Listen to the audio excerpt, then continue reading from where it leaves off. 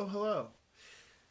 Welcome back to the review section, the part 2 of the Salmon Fishing in the Yemen episode of Jer Mel are in love with Emily Blunt. I'm Jer. That's Mel. And once again, we're here reviewing another one of the films starring Emily Blunt, number 17 on our list, going backwards from 31 to number 1 in order of Rotten Tomatoes score. This film was made in 2011, her most prolific year, and had a Tomatoes score of 67%. Dinner was wonderful. Thanks. By the way, Spanish chicken, a new recipe. Yeah. Spanish braised chicken with vermouth and saffron. Oh, so good. Why don't you, once you're done picking cat hair out of your face, sorry, give us Melody's synopsis of the film. What's this film about? What happens? This is about we used to say chic, but that's wrong. Or is it just because we're not British? They pronounced it shake. Shake. But we mean chic. But in Sex and the City 2, which I think I referenced twice now on these videos, they say shake also. Anyway, it's about a really cute shake. Pick one. I don't care. Who wants to better his land and community by... Did you say butter his land? Better. Okay. I said better. His land and community, the way he feels like he could do this and sort of bring people together and the land together is to bring salmon fishing to a river in Yemen, which I was a little confused about because I didn't know for sure that you could fish salmon like I didn't know how this was going to go down, but it turns out they kind of fly fish them like trout. They're still big, so I don't even know exactly how that works. But anyway, salmon do run, and they do run upstream, so that all makes sense. I guess I just didn't know it worked this way. But anyway, so he wants to do this. Emily Blunt works for some sort of, I don't know if it's like I don't even know for sure what it is, some sort of firm that like it's abstract. Supports the sheik's interests. And so if he's like, I want to do this, and she's like, yes, we'll do it. And then they have to get this to happen, so they have to bring on a biologist of sorts, Ewan McGregor, who knows all there is to know about fish, maybe bugs too, and they try to get him to help them to get this accomplished. And at first he's very hesitant and thinks it's all a very dumb idea, but then he's convinced later that maybe not such a dumb idea. And there's a love story brewing in the midst of all of this. According to Netflix, a sheik with a love for the sport hopes to introduce fly fishing to the Middle East and turns to uptight fisheries expert Fred Jones for help. Buoyed by the sheik's enthusiasm and his comely English aid, Fred sets out to achieve the impossible. What did you, so what's this movie really about? The Ewan McGregor and Emily Blunt developing a relationship. Yeah, I don't know either. It's a mystery to me what this movie was about. I don't know what it was trying to say. It definitely, it had some notes of the Jane Austen book club in that, like, technology. It had... Again, technology is, oh, what are we doing with this technology and how it gets in the way of things. It had lots of parts of it that I really liked, and that I wanted so much for it to stay with those bits that I liked. Well, like what? Like, I really liked their relationship initially, where she's kind of upbeat, and she's got all the money, the sheik's money behind her. She's got all the money that she could possibly need to get this done. And he's very, like, smart and antisocial, smart and not antisocial. not antisocial. He seems to be. They mentioned it several times, but he seems to be on the spectrum. Let's say, of not being able. He's kind of emotionless, humorless. A bit stunted. Stunted's a good word. And I liked that. I liked when they played off each other that way because she's cute and snarky, and then he gets to be kind of naive and cute. They both get to be cute. And I wanted more of that. And there was some, and every once in a while that would come back. But I feel like the first half of the movie was better than the second half of the movie. Which I don't think I normally would say. I agree with you. I felt I lost interest about halfway through this movie. I kind of checked out. One of the issues I had with this film was the stakes. Everything's built around this project that they're trying to build in the Yemen. They're trying to create basically northern Scotland in the Middle East somewhere. And it's presented as there is this bajillionaire sheik who just wants to fish. And it's going to cost millions of dollars. It's going to destroy the environment on a number of levels. It's going to, because if they take so much salmon from Scotland, it's going to deplete that resource from Scotland. So I was never on board with this project the whole time. I was never rooting for them to be successful at all. And you were worried about the fish? The movie presented the whole idea as a bad, selfish idea, the whim of a millionaire. And they make every case against it while still asking you to be on board with these people who are trying to accomplish it. And I could never get there. I mean, it's fish. It doesn't take a whole lot of salmon to make 10,000 baby salmons. The guy builds a whole dam, destroys an entire ecological system so that he can fly fish. No, he was helping the ecological system. Which is something they added at the very end of the movie. But what system was he destroying? It's a desert.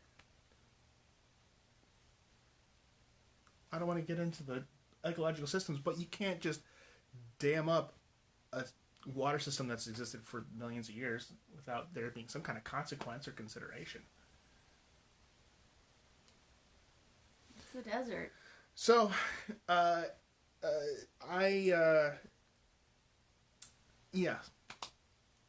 Ecology aside. Good, nice transition. Let's talk about what else did you like about the movie? You liked their characters in the beginning. I like fishing, so I like hearing about fishing. I like watching people fish. Okay. I thought this was some of the worst fishing footage I've ever seen in a film. Well, it was confusing because it looked like it was supposed to be fly fishing. Well, it was fly fishing, except they weren't flying the flies. What are some good fishing movies? A River Runs Through It. Is that the one with Brad Pitt? Yeah. Well, that's just unfair. If you like fly fishing, check out Brad Pitt. Check out A River Runs Through It. And you don't care about fishing. Watch A River Runs Through It. Well, that's all about... But that's trout fishing. Which is what I thought they were supposed to be doing here, but they weren't. And I feel like maybe they had somebody on board who was like, this is how you salmon fish. Yeah, Ewan McGregor had to learn... Is that the only fishing movie you had in mind? You're like, name all the best fishing movies. I just thought you might have some I couldn't think of. You didn't think about that. What about the script, the writing? That script, in my opinion, was weak. They had good characters and good actors. I would ask you about the score. What did you think about the score? I paid no attention to the score. It was... I know we talk about Mrs. Doubtfire in this household on a daily basis. Do we? But this was... What was very confusing to me is the movie opens with basically a rip-off. Yeah, little happy Glock. Can you feel the background? Ding, ding, ding, ding. And there's... Yeah, right, exactly. Very much the Mrs. Doubtfire template for scoring. It was very boring and confusing because I thought we were launching into a romantic comedy, but there's no comedy in this movie. Well, and it wasn't very. And it's not very romantic. Where they were. Well, yes, the use of the score was really off-putting. There's also some sound issues, some really bad ADR in this movie, like weird overdubs in weird places. What does ADR stand for? I still have cat hair in my mouth. ADR is when I think it's like an audio dub recording. So when they go in after a movie's finished and have this, actors there was only one re-record lines. There was only one that I saw, and that was only after Jer pointed it out. It took me right out of the movie.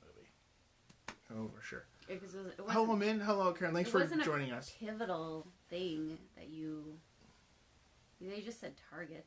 It was so. It just took me out of the movie for that moment. I knew you'd be disappointed, bummer. I think Jer's more disappointed in it than I am. Yeah. And we can feel different. I did want a better ending than it was. Like I wanted oh God, more, the ending. I wanted more drama at the ending. Like I wanted more like. Emily Blunt's boyfriend is in the military. He goes off to war, and he's declared missing in action. And then we find out his entire platoon has been wiped out. They've all been killed. And presumably so has he. And then in the last third of the movie, he shows up. And he's somehow not traumatized. And somehow not in a deep depression.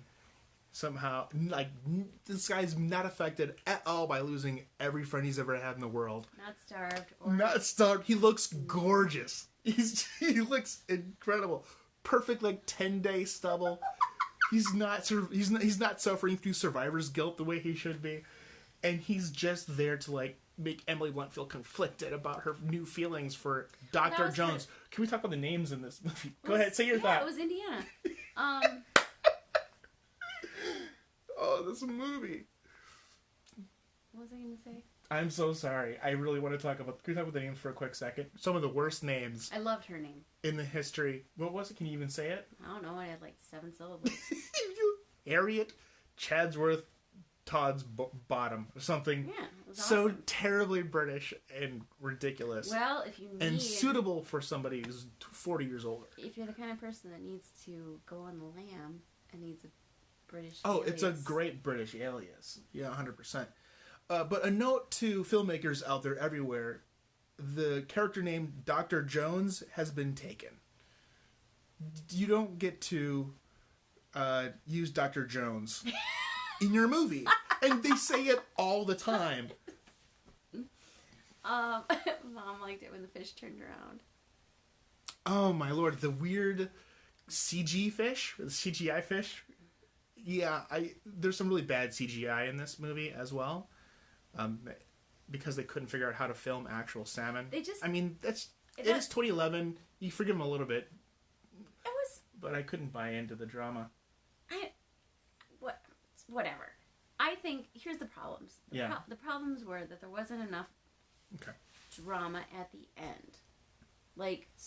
Emily Blunt makes it clear that before this boyfriend disappears, she's only known him for 3 weeks. Yes, right. So she knows this guy for 3 weeks.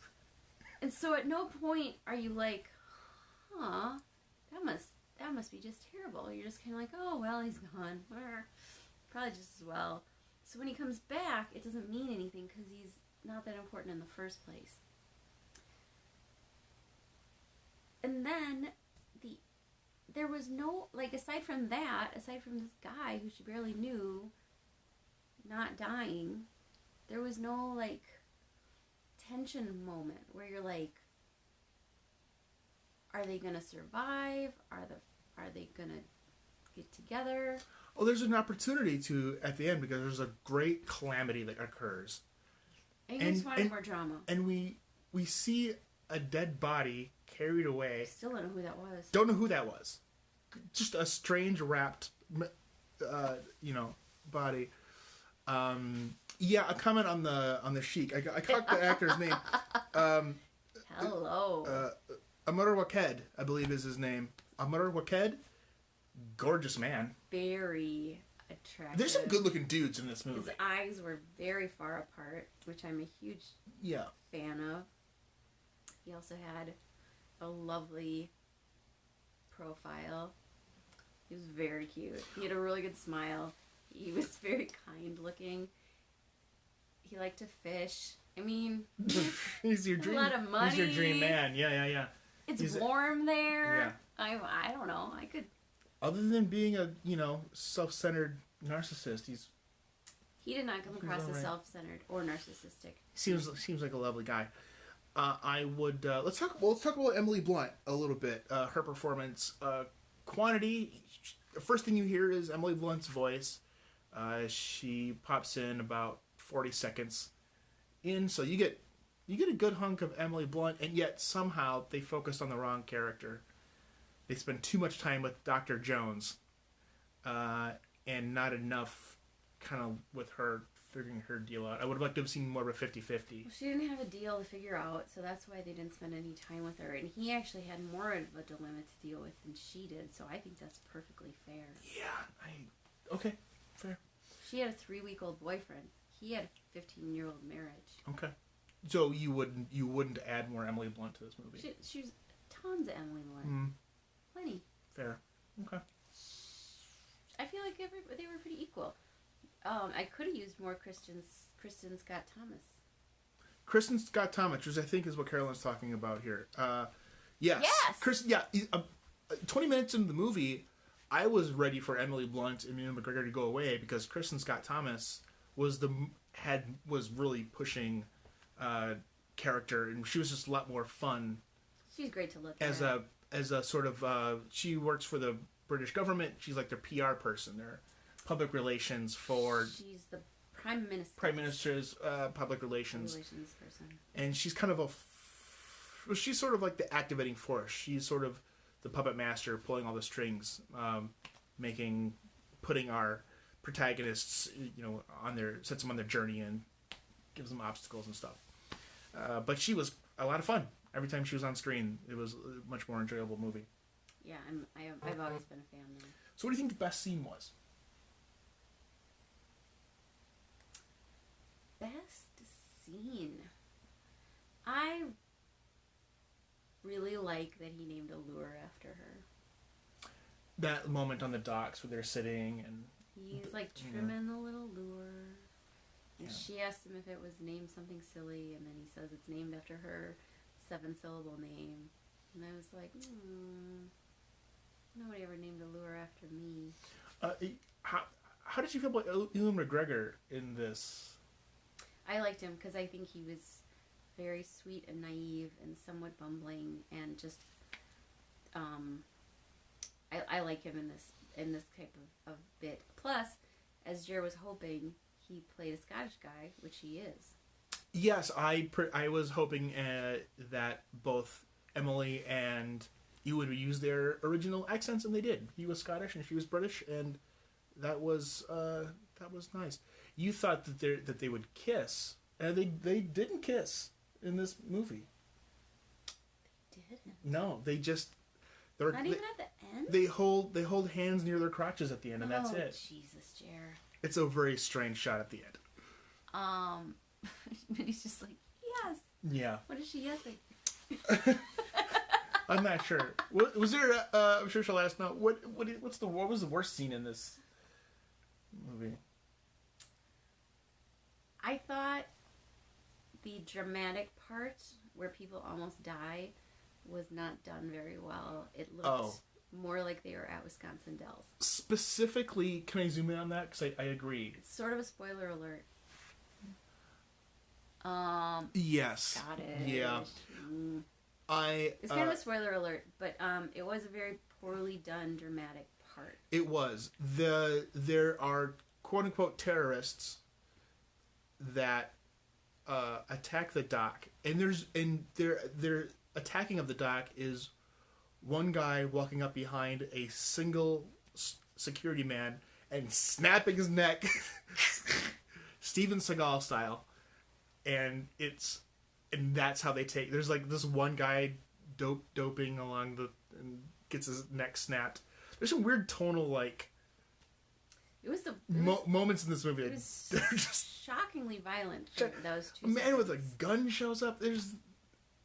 That's true. There was a gun too. There was a gun too, and every time it was just like a jolt. Right. So maybe some more. But not a surprise. More real drama would have been better. I totally agree. But I liked. I mean, I feel like there was a good movie in there. It just got a little misguided at the end. It did. Like, I don't know that they needed to bring her boyfriend back to make it happen. I would have liked to have seen their characters have a platonic relationship and end, like, and really have them, like, focusing on accomplishing this task and not about getting together. Oh, yeah, sorry, gang, that's Helix. Helix. Yeah, Carolyn is always on cat patrol, letting us know when we're getting... I think he's actually looking. Though. I think he's really enjoying it. Good cat. Were there any lines you could remember, any quotes from this movie you can recall? No. No, the writing was not very good. Okay, so at the end of the day, would you recommend this movie? Or for whom would this movie be perfect? I did not like it. And I think that this is the kind of movie that I could see myself watching again and, like, hoping that it would end differently. Better. Like when you watch Bridges of Madison County. Oh. And you're like... Get out of the car. Get out of the car. Just... Meryl, get out of the car. Just do it. So I feel like I could watch this movie and be just, like, hoping that maybe it just got a little bit more, more exciting or more dramatic at the end. Because I really like looking at him, and I really like looking at her, and I really liked looking at the Sheik. And that's who's in it, mostly. Mm-hmm. Yeah, true. There's a lot of eye candy there. I've watched movies for less, that's for sure. Where do you think this will go on your list?